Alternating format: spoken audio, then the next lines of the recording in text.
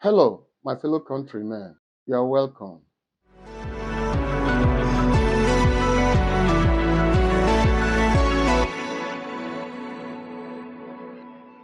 Nigeria is a failed country.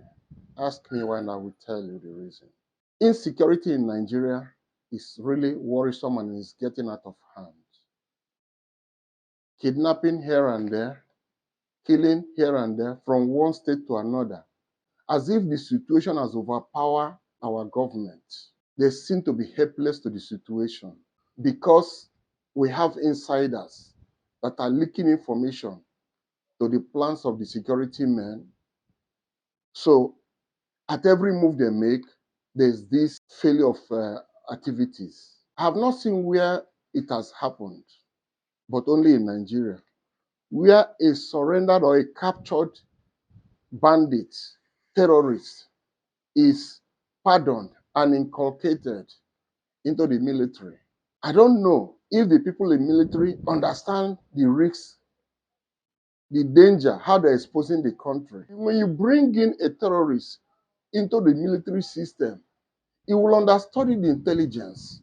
For some time, he works with them as if he's part of them. When he must have gathered enough data of information, he will strike them. That is exactly what happened in Afghanistan some years back, where the ruling government was toppled by the militants. It happened in Afghanistan, and Nigeria is trading upon that route. Look at, for example, in Zamfara, where we found gold, the governor openly cried out that he knows the bandits, he knows their location, he knows them, he knows their family. But there's little he can do because the power from above is behind them. A governor saying that, a governor of a state. And today, tell me what Nigeria is doing with that gold. All you see is banditry, activity of bandit foreigners being guided by the bandits to operate there and cut away with our gold. And this is a country where we are borrowing trillions, mortgaging the future for our children in loan. And what God has given to this country has been handed over to the bandits and terrorists to take away. Recently, there was this outcry of the recklessness and killing of Dangote truck drivers across the states. Through the 2 weeks of intense outcry of the masses, our government did not say a word. There is this conspiracy of silence among all arms of government. The president couldn't say anything to that effect. The police couldn't say anything to that effect. The Minister of Roads and Transport could not say anything to that. The Edo State governor couldn't say anything. Upon the outcry of all the citizens, all the concerned Nigerians, they couldn't say a word. Everybody kept quiet. Dangote himself couldn't even come out to make an apology or make a statement in relation to what prevailed. Everybody kept quiet. Tell me where this thing will happen. This thing that Dangote truck drivers did, if it had happened in overseas, let me use US for example, the victims will be richer. Their generation unborn will be very, very thankful to them for being a victim because they will be very rich. They will be heavily compensated. Here in Nigeria, what happened? Did Dangote compensate anybody? It was Dele Dialing. In the process, the young lady died. Did you hear anything about that again? And we have leaders. It's only in Nigeria. You will see somebody in PDP being a minister in opposing party. Have you ever seen such a thing in any other party abroad where somebody in Republican is taking a position in Democrats. It's only in Nigeria you see somebody in PDP as a minister in APC. And is even working against his party openly. He does not hide it. Tell me what is working in Nigeria? Is it our legal system? The judiciary is already compromised. It has been hijacked by politicians. INEC has been hijacked. There's nothing like election in this country that will be genuine and fair. As long as the politicians in power are in control of INEC, as long as the politicians in control are still sitting there, the judiciary will not do the right thing. We all saw what happened in 2023 election. Where is the hope of the common man? When will Nigeria ever get things right? The government has borrowed and borrowed and is still borrowing.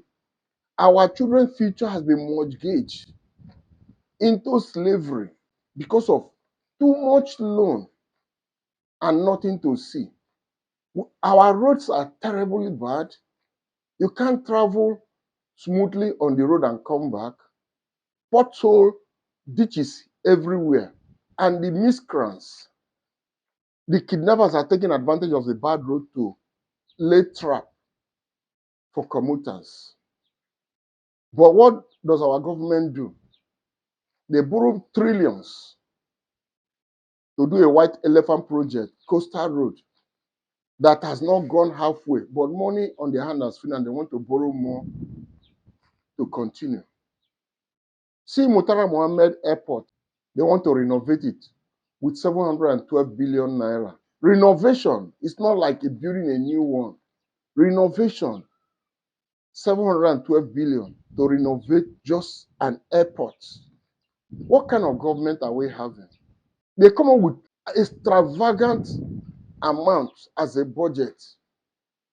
And when you go to that project, you want to have a look at the project they are putting on ground. The kind of amount of money they budgeted for it does not reflect. So where did the money go to? I'm very angry with this country. I don't know the David that will deliver this country because criminals has taken over the governance of Nigeria. Election is just at the corner. To make things worse, the media is no longer talking.